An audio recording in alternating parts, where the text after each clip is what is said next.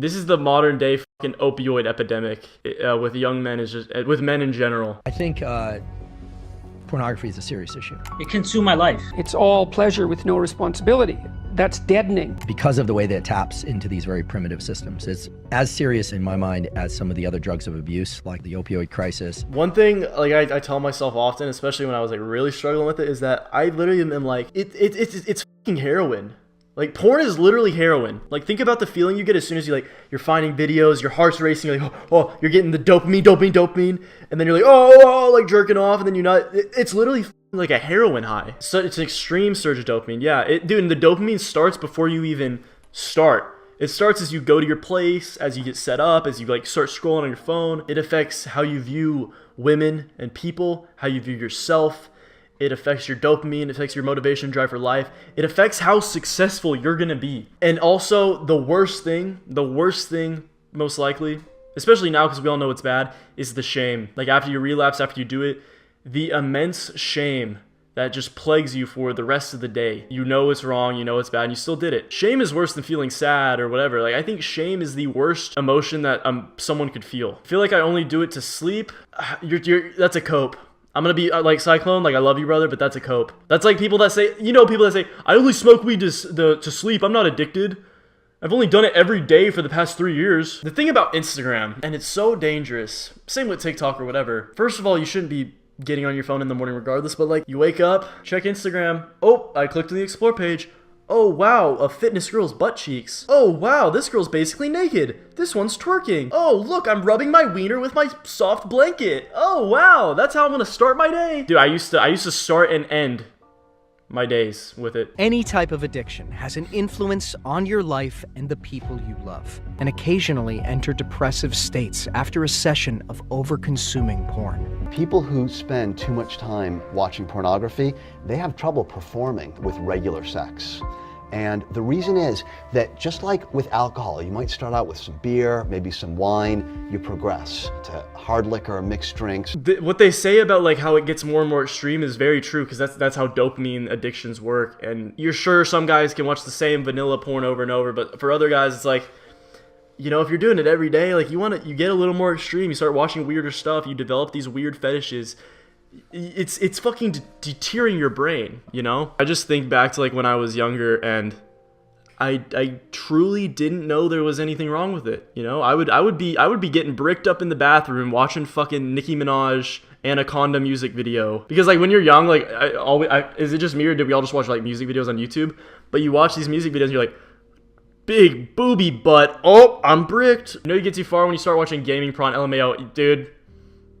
I was watching that Overwatch shit. My pee feels good when I rub my blanket. I'm a fucking dead Kenny, because that's literally how I discovered masturbation. Yeah, bro. I'm still trying to figure this out, but learning, there's videos on it. It's I think it's in the Napoleon Hill book, like Think and Grow Rich, or one of those books. But learning how to transmute that sexual energy, turn it into energy for other things. Same with pornography. You start out with tame stuff, and little by little, you go up to more and more extreme acts. When you're with a real human being, it just doesn't do it anymore. Guilt and shame becomes as normal as depression, and you become aware that your life has lost control. It's not only the shame, because you're still just like you're doing if you were doing coke, or you're playing video games all day, or you're watching TikToks all day. Even worse, porn's worse, in my opinion. You're frying your dopamine. You're destroying your dopamine baseline. So, of course, you're going to feel depressed. You have no dopamine. You have no baseline of motivation and drive for life, because you whittled away at it with fucking corn, bro. This addiction and the following lifestyle changes all have a neurological impact on the brain. You ever notice that when you get on a phone and you're scrolling Instagram, it's like a lot of fun, like this stuff is cool, you're seeing people, and then sometimes you're on there and like, this doesn't feel good, but I'm doing it anyway. Yeah. I'm just doing it. You imagine this high, but the high doesn't show up, and that's your dopamine. Yeah, I'm gonna take that off. Porn, like cocaine or alcohol, are hyper-stimulating triggers that lead to an unnaturally high amount of dopamine secretion. Repetitive secretion of dopamine damages the reward system and leaves it unresponsive when there's something real to be happy about. It's like when you set up a reward system for studying. You get to eat a cookie every time you complete a chapter, but if you can't control yourself and finish the entire jar of cookies before you've even started, You have ruined the reward system and are no longer motivated to study. What's crazy, and it baffled me every time I relapsed, it would just baffle me because you have that post-nut clarity, but the mental gymnastics that your brain did to convince you that this time it's okay. Oh, you're not gonna go back into it just this time real quick. Oh, dude, this video, you're never gonna find this video again. This is an ultra rare video. This girl is a fucking perfect. This is just my type. You're never gonna see this video, man. You better capitalize on it and jerk off. Oh, dude, well, if you just edge for a little bit and not nut, you'll be fine. All these mental gymnastics that your head jumps through is just like the mental gymnastics of fucking heroin addict, coke addict, fucking whatever addict, pill addict. Your brain, like, you can't even trust your thoughts. That's why I think meditation helps a lot. It's a constant cycle of I will do it this one time and that's it, and repeat. Exactly, it's a cycle. So one thing that helps me too is like if you start thinking about relapsing, or even start, just think the cycle is about to repeat. If I do this, even if I tell myself it's the last time, I'm repeating a cycle. You know what breaks the cycle?